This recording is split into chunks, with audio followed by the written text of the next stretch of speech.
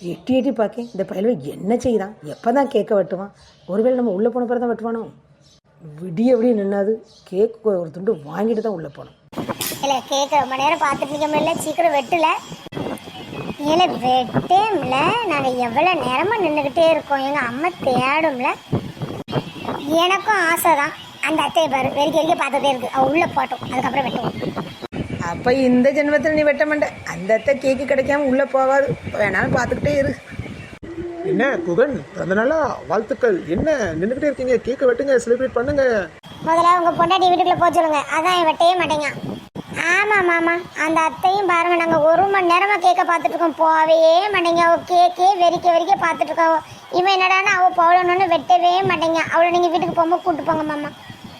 இவளோட அசிங்கமாக போச்சுமா, சின்ன பிள்ளைகள் கூட நம்மளை கிண்டல் பண்ணுது. சரி, இவ்வளோ பெரிய உருவவாரு, அப்பவும் அவள் கண்ணு பூரா அந்த கேக்கில் தான் இருக்குது. தூக்கிட்டு ஓடுத மாதிரியே களவாணி பை மாதிரி முடிச்சுட்டு நடப்பான். ஏல கவினே, அந்த கேக்கு பேக்கரிக்கு போயிட்டு வா. இல்லை உன் ஃப்ரெண்டு என்ன அப்படி முழு கேக்கை தூக்கி தந்துட்டான். ரொம்ப நல்ல பையவன், நின்னதுக்கு எவ்வளோ பலன்னு கிடச்சிருக்கு பாரு. நல்ல தங்கமான பையவே உன் அம்மா மாதிரி.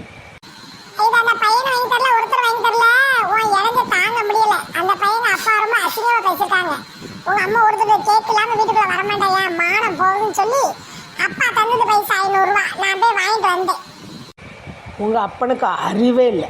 எனக்கு தெரியாத கடையில் பைசா கொடுத்து வாங்கிட்டீங்க, தெரியாதோ?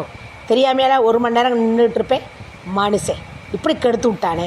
இன்னும் ஒரு 10 நிமிஷம் இன்னும் அந்த பெலோ கேக் ஓட்டிடுவேன். எப்படி தருவான்? 1 மணி நேரம் நிற்கான்னுட்டு அதை விட்டுட்டு பைசாவை நஷ்டப்படுதான். புழைக்க ஏற்றுறதா அவங்க அப்பாவுக்கு மனுஷன். சரி, இதை கொண்டு வீட்டுக்கு வை, நான் அந்த கேக்கை வாங்கிட்டு வரேன்.